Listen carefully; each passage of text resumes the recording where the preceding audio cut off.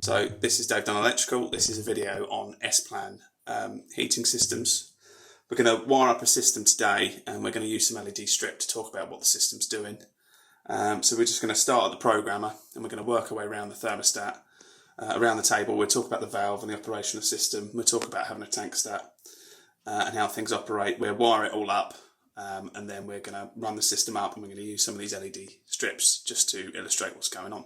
So we'll start here at the programmer. We need a neutral here and a live. This just gives power to the programmer all the time.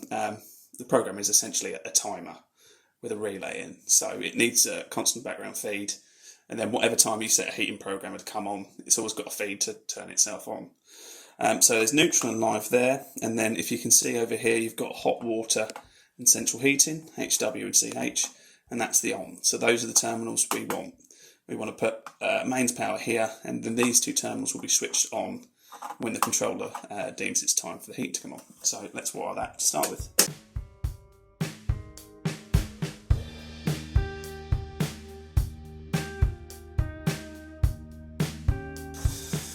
So we'll make brown hot water and we'll make black central heating.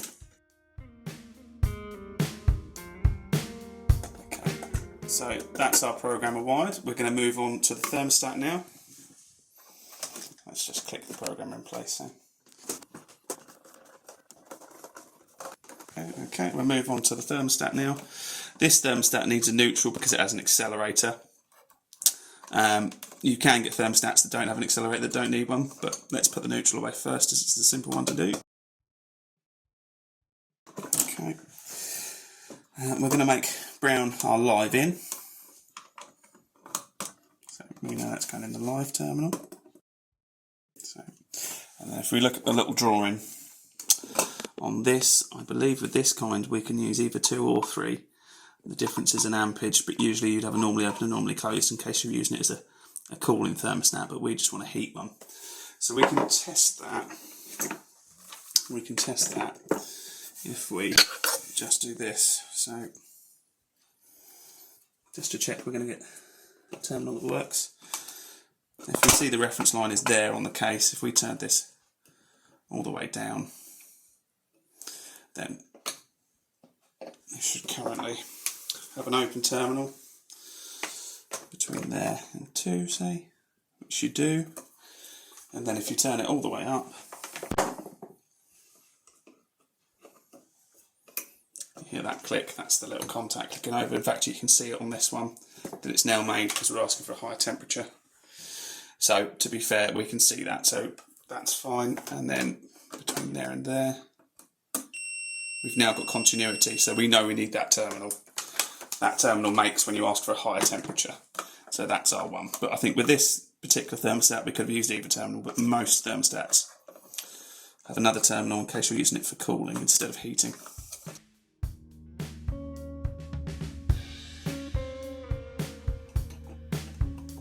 Just check it. Yeah, we can hear the thermostat clicking, so that's engaged, so that's fine. So there's the thermostat wide. Okay, so if we move round to the valve now, but essentially you've got a single phase motor and a switch. So the power comes in, you've got a brown, a blue and an earth. Earth just to earth the casing, and the neutral and live come in and they just power this little single phase motor. It's designed, as soon as you power it, it'll motor round, and it's designed to constantly stall the time it's in use.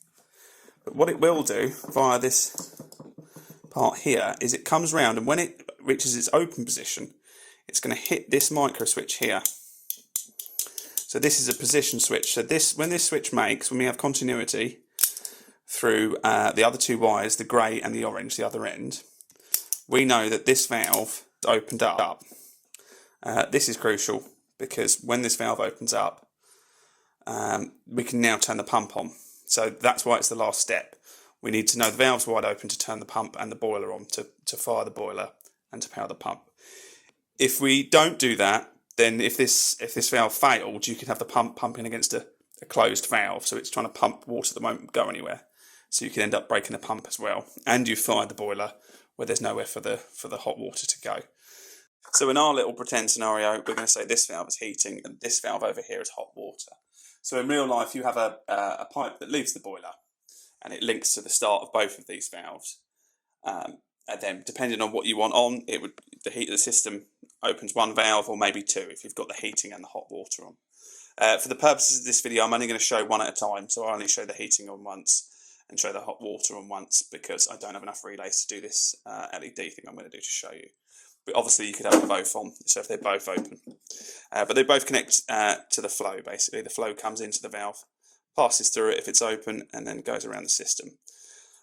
If it's hot water, it goes through a coil in the hot water tank. So basically you have a coiled up pipe inside a hot water tank, and that's how it transfers heat. It's a big coil of pipe for surface area. That goes around your tank, which is filled with water, and that's how it transfers the heat. And then it returns back to the boiler. The same with heating, goes around the radiators in your house, and then eventually it returns back after the last rad back to the boiler. And that's flow and return. Flow coming out is hot, return going back is cold. And it's just a loop that pumps around constantly. And then it's split into sort of two branches via the valves, one for hot water and one for heating. So as you've seen, the thermostat, and we're more familiar with that everyone has one for the room, for the air, but this one over here is a tank stat. So this thermostat gets strapped to your hot water tank, and when this reads that the tank has got hot enough, then this cuts out, or you set this to the right temperature you want. So let's just wire that. I've already put the earths away. This one doesn't need a neutral. This is a type of thermostat that doesn't need a neutral, so we need common, which is C there.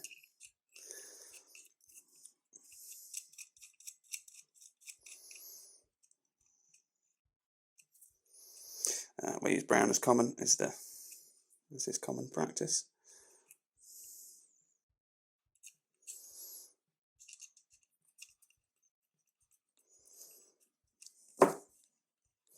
Just fold that in. Normally you do this in flex, but because this is just for a demonstration, I've just used a bit of T&E I've got handy. And then we need the right terminal here. So we must have a little drawing. We do. It might be hard to see, but it's in there. So we want the terminal that is open when it's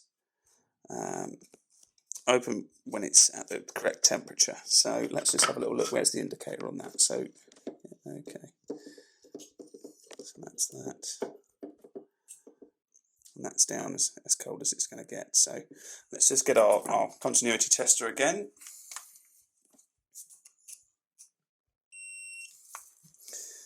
So let's just put that on there on these two terminals. And then we're just going to play with the dial.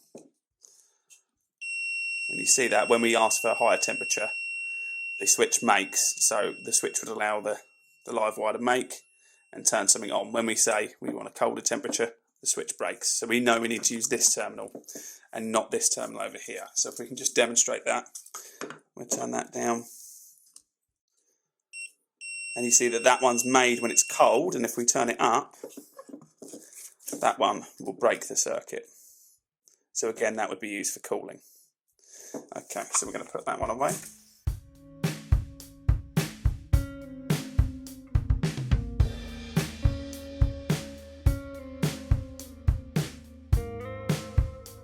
This pump is just live, neutral and earth. This only comes live when one of the valves powers it up. The switch from the valve is closed because the valve has reached the open position, and then it sends a live wire back, and that'll power the pump. With the boiler, it has a permanent live, which is what this bulb here is to indicate, is boiler standby. Your boiler has a few functions on it, like an overrun function when the heating cycle shuts down. Obviously, it monitors itself internally. A boiler will give you fault codes, etc. So it just needs a permanent supply to watch what's going on with itself and be ready to fire, basically. And then this bulb here is just to symbolise that the boiler is firing. And this one won't come on until we send a fire command. Inside most boilers these days, you'll have live, neutral and earth, and live meaning like a permanent live, and then you'll have a switch live, which is just the way I've wired this up. So this only switches on when it gets a fire command. You do get a bit more inside boilers, especially to depend on the spec. You might have like a low voltage feed, you might have a low voltage stat. There are other ways to do it. Sometimes you link the pump. The pump has a terminal inside the boiler terminals. It has a terminal for the pump live. It's not the way I've done it in this scenario, but it's very much the same idea. We're just doing it in the wiring centre instead of inside the boiler. But inside here, inside the boiler, 4 terminals generally, live, neutral, earth, and a switch live that connects to the fire command. So yeah, that's that. So we've pre-wired that, so now it's going to be time to wire up the wiring centre. Okay, so we've wired the system now, and as I said earlier, we're just going to use the LED strips here to help illustrate what's going on with the system. So we'll turn our spur on. That should have a 3 amp fuse in it according to most boiler manufacturers. Now the red LEDs that have just energised, you can see, are the permanent lives around the system. So we have a permanent live from the fuse spur into the wiring centre. We always have a feed on the programmer because it's a timer and it needs power to check around like a clock would, and then come on at the preset times that you would set it. The boiler always has a background standby feed. This is to enable the safety protocols and stuff going on inside. A lot of boilers have an overrun on them as well after they've fired, and they have a clock sometimes and fault codes and things like that. So there's that always as a permanent feed. And we also always give a permanent feed to the valves. That's the position switch on the valve. So as soon as the valve makes position, the other side of the switch becomes live and we send our fire signal over to the pump and the boiler fire. I should point out, I didn't want to get really busy and put another LED strip in there, but I could have done to show that it's the switch live coming back out the valve. But instead, you're just going to see these two light up when we're at that stage. But if we come back to the programmer, obviously a consumer would set up their allotted times in there, and you can get different amounts of channels on the programmer. So say we had another heating zone as well as a hot water valve, you'd need a 3-channel programmer. And you'd set up the times when you think you're going to be home, but they have these advanced buttons on which we're going to use in case you come home early and there's no hot water or it's too cold in the house. So if we turn on the heating advance, we can see we've now sent power from the programmer into the thermostat. But the thermostat's set low and it must be 10 degrees in this room because the switches are making. If we want more heat than that, we can then liven up the thermostat live. Then we've sent power from the thermostat via the wiring centre over to that valve. That valve is now moving, if you can see that there. And when it hits its position, we send power to the pump to start pumping and we switch on the boiler. And that is the system now pumping. So this is a heating zone. So now the hot water is moving around your pipes through the rads, producing heat into the room. The radiators convect heat around a room. They're called radiators, but they're convectors really.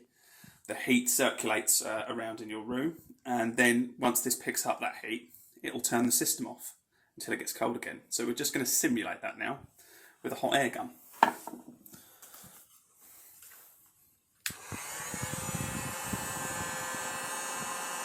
As you can see, this is my best hot air gun.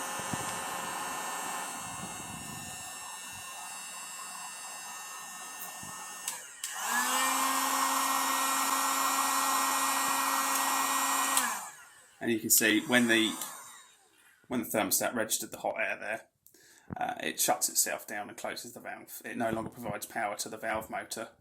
And then the valve motor is spring returned, so there's a spring inside it that pushes it back to the closed position. That is the default position of the valve. So yeah, that's that. That's how the system functions basically. So you go power in, programmer.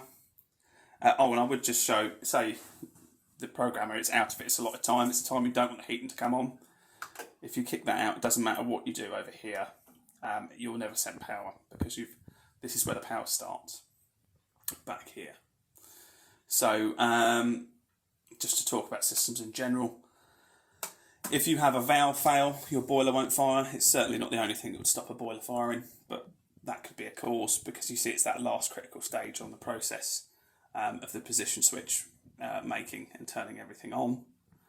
In terms of Hive and Nest and such things that are becoming popular, and also just wireless thermostats that have been around for decades now.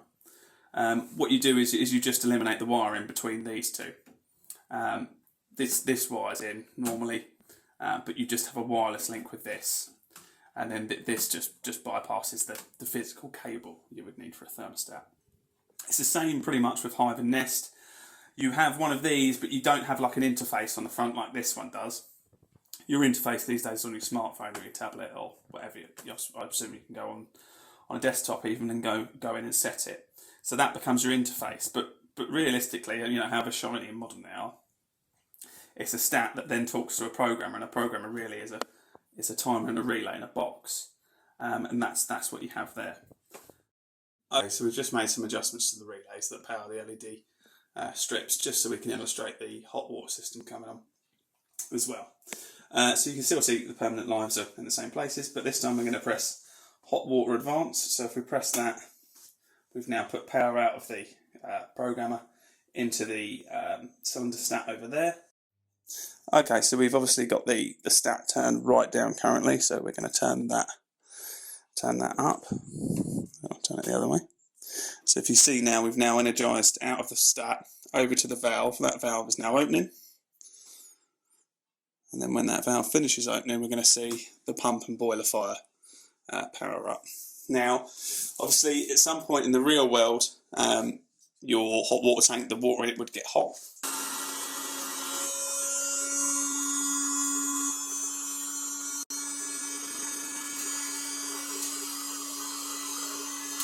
And as you can see, now that your water, in theory, has reached the right temperature, it's activated the thermostat, which has opened its contact, and then we've shut down power coming out of the cylinder stat going to the valve. So now the valve will spring return closed into its default position, and the boiler stops firing and the pump stops pumping. And that's what your hot water will do. All the time you're in a time period that you want hot water, it'll do that. It'll cool down so far and the boiler will come back on again, and it will just keep turning on and off. And that's what it does with the heating as well. If we turn that off, it doesn't matter what you do over here with this. You just can't turn your hot water on because the programmer's the boss at the start of the situation. Anyway, that's just been my general overview of the Nest Plan system. I hope the LEDs there, that they help illustrate what's going on. I'm quite happy to help anyone out. If anyone needs a system-wide, please give us a call. This has been Dave Dunn Electrical. Thank you for watching. Please like and subscribe.